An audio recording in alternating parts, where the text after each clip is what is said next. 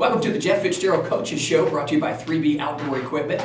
I'm Mike Downhour, and with me is head football coach Jeff Fitzgerald. And Coach, man, it was another close game. It was a tough loss, but let's talk a little bit about that game at Alexandria.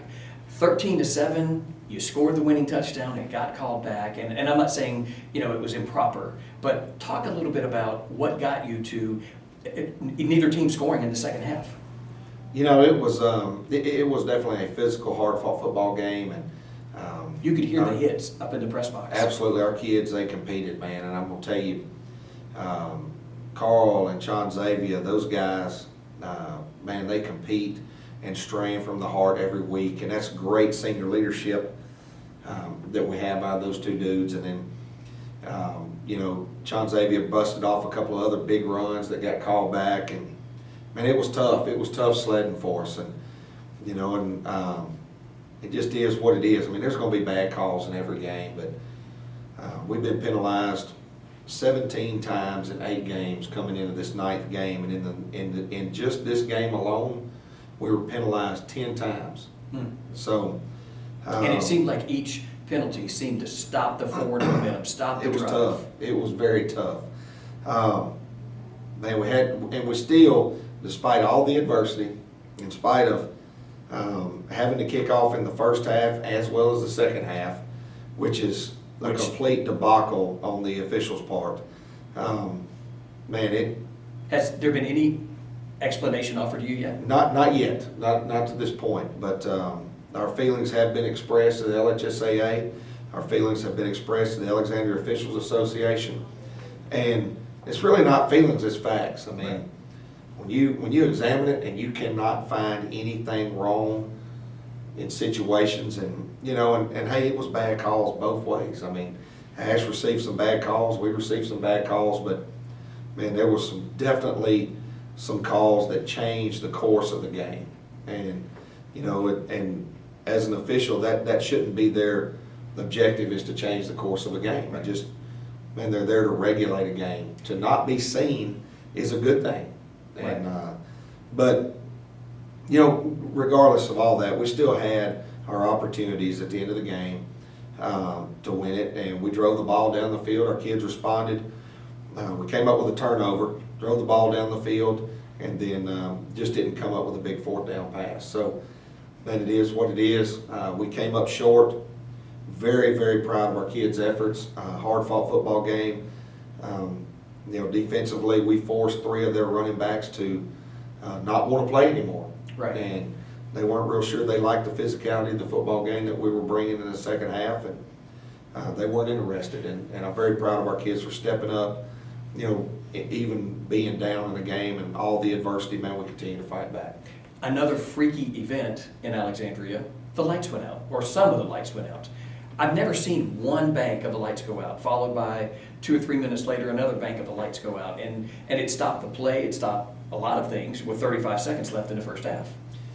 Just from my experience there, I was the head coach there for 1 year, and there's a set of switches. There's a set of switches in the head coach's office. There's a set of switches in the press box. And so the only thing I can figure is, and each pole has its own switch. The only thing I can figure is somebody accidentally hit those, bumped into that switch without knowing it. They're push button. They're not the switches like you'd flip up at home. Right. They're push button switches. And so somebody could have easily just bumped into it because, once they were off and then they were turned back on, they came on. Yeah, but they took a while. It took a while. And it is, it takes those type of lights quite a while to come back on. It doesn't matter where you're at. But that's the only, that's the only thing we could figure happened. And so, we played in the dark for a little while, which was fine, man. We're going, you put a ball down the lines, we're going to come and play. Tell me what you told the guys in the huddle after the game. You got them all together. You know what just happened. What did you tell them, and how did they respond? We knew that we were up against a lot there last Friday night, and I just told them I loved them. I appreciate their effort. I love the fact that they show up to play week in and week out, and they fight through adversity. And there's no other group of kids that I would rather coach than these young men. And as a coach, you put your life into the hands of 16-year-olds. Right. And so of anybody in the world, if I had to put my life in the hands of a group of 16-year-olds, I'd want it to be this group of 16-year-olds. And so that was my message to them, that I love them, and I would go to battle with them all day, every day. Well, that wraps up week number 9. Pineville's coming to town tonight. We'll talk about them in just a moment. You are tuned into the Jeff Fitzgerald Coaches Show, brought to you by Batteries and Bulbs. We'll be right back. Welcome back to the Jeff Fitzgerald Coaches Show, brought to you by Sligo McGuffey, Remax Realtor. Coach, last game. We're here. Last game of the regular season. Pineville High School's coming to town. Last game of district. Thursday night action. Let's talk about what Pineville's going to be bringing in. They're having a tough year, but any team can beat any team on any given night. Man, they always show up and compete well against us. And I expect nothing more than the same that they always do is then they show up and compete. It doesn't matter if we play them at Washita or if we play them in Pineville, they're going to compete. And so we know that they're going to show up and compete and get after it. And it's senior night for our guys, and so being the last regular season home game is a big deal to these young men. And we've got 12 seniors that play their hearts out, and so it's going to be exciting to watch them come and compete tonight and get after it. And Pineville's very, very similar to us offensively as well as defensively. They're going, man, we're almost 4-2-5, and man, we're clones of one another, okay, down to the color of the uniform. And so going to be very, very similar to what we've seen since day one. Okay, and well, one of the things that can make a difference sometimes are special teams. I mean, do they have anything special there? Is there anything, an extra long kicker, an edge in any area? They always have a good kicker and a good punter, and they're always solid in their special teams. And we've done a really good job this year, our kids, of honing in on the 3 phases of the game. We've had big kick returns in every game or punt returns in every game, and we're doing a good job of protecting punters and catching the ball on kicks and doing a really good job of covering. And so we've got to continue to do that tonight in this game and put all 3 phases of it together and let the chips fall where they may. Your team knows that they just went through a grueling 3-game spread. 2 of those on the road, came out of that 0-3, but still, playoffs are here. Playoffs are going to happen. We'll talk about that in just a moment.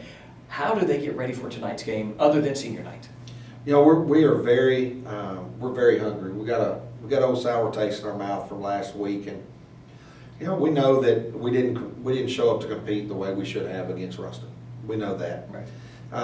West Monroe is extremely tough. Had our opportunities, man. I mean, we absolutely had our opportunities. Should have been a 0-0 at the half, and they score. We drive the ball down the field, don't capitalize on it. Drive the ball down the field again, don't capitalize on it. So we had our opportunities in that game and feel like, man, we were in it. We were right there. And then obviously we walk away from Ash with a loss that we feel like we won the game. Right. Other than what the scoreboard said, just because of having numerous plays called back and it really, we do not like it, and we are very frustrated by it. And hopefully these guys will come out here and unleash some of that frustration tonight. But knowing that we have an opportunity to play somebody else again on Friday night, or really I guess the third. I keep saying Friday night, but it's Thursday night. So with having that opportunity, we're hungry for it. And then obviously moving into the playoffs. With a win, what does it look like for Washita, the way things are stacking up right now? We're going to be on the road in the first round, and then we just depends on where that could be. That could be at Walker, it could be at Thibodeau, it could be at Zachary. It might be a place like Sam Houston. It's still a little bit early to tell till the final results come out on Sunday, but we know that we're going to be on the road. We feel like we're going to be in South Louisiana. Could even possibly be at Halton, but we know that that's an opportunity for us, and so we're looking forward to it. All right, Coach, best of luck in tonight's game. Thank you. You've been tuned in to the Jeff Fitzgerald Coaches Show, brought to you by Chick-fil-A.